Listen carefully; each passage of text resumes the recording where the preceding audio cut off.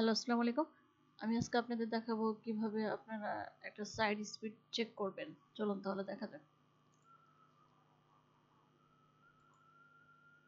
আমরা একটা টুলসের মাধ্যমে এটা দেখব।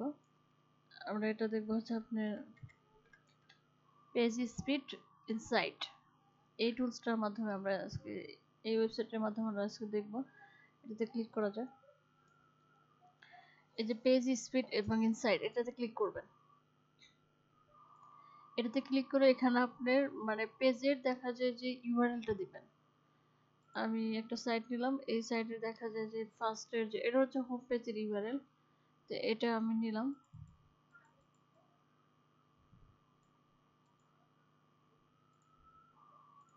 নেওয়ার পর দেখা যায় এটা এখানে আমি কন্ট্রোল পি দিয়ে পেস্ট করে দিলাম। অ্যানালাইজ।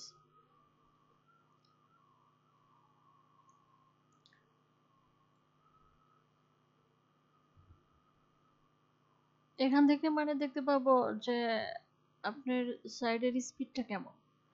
আপনার সাইডের স্পিডটা চেক করতে হবে। এটা হচ্ছে আপনার গুগলের রুলস অনুযায়ী এটা মানে গুগল র্যাঙ্ক করার জন্য আর কি সবচেয়ে বেশি ভূমিকা পালন করে এটা। তো আপনার সাইডের স্পিডটা কিভাবে চেক করবেন এটা হলো তার ওয়ে। লোড হচ্ছে এখানে। এটা হচ্ছে মোবাইলের জন্য, এটা হচ্ছে ডেস্কটপের জন্য। একটা সাইট ডেস্কটপে মানে কত পার্সেন্ট থাকলে ভালো আর ফোনে কত পার্সেন্ট থাকলে ভালো আর কি সেটা আমরা দেখবো আজকে। তো আমরা আজকে ফার্স্টে ফোনেরটা দেখি। ফোনের ফোনেরটা লোড নিচ্ছে। আমরা ডেস্কটপেরটা দেখি। ডেস্কটপেরটা অলরেডি চলে আসছে। ডেস্কটপে তেমন একটা ভালো নাই সাইটটা।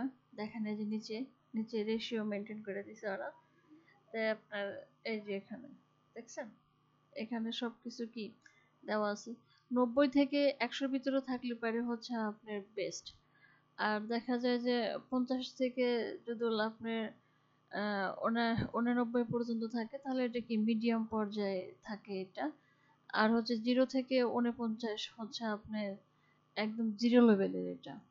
হ্যাঁ, তার মানে কি সাইটটা মোটামুটি খুব একটা ভালো না আর কি। স্পিডটা খুব একটা ভালো না। আপনি যখন এই সাইটটার নাম লিখে যখন সার্চ করবেন তখন এটা যখন এরকম ভাবে যখন সার্চ খেতে থাকবে মানে সার্চ খাচ্ছে, এটা হলো সার্চ স্পিড। ঠিক আছে। এখন আপনার ফোনে এটা কেমন, ফোনেরটা দেখি একটু। ফোনেরটা একদমই বাজে। হ্যাঁ, ফোনেরটা দেখেন। ফোনেরটা পারফরমেন্সই আছে। ঠিক আছে। ফোনেরটা একদমই বাজে। ফোনেরটা কিছুই করা হয়নি।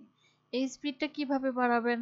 স্পিডটা যদি আপনার ওয়েবসাইটে বাড়াতে চান তাহলে আমার সাথে যোগাযোগ করুন। ইনশাল্লাহ আমি আপনার সাইটের স্পিড বাড়াইয়া দেব।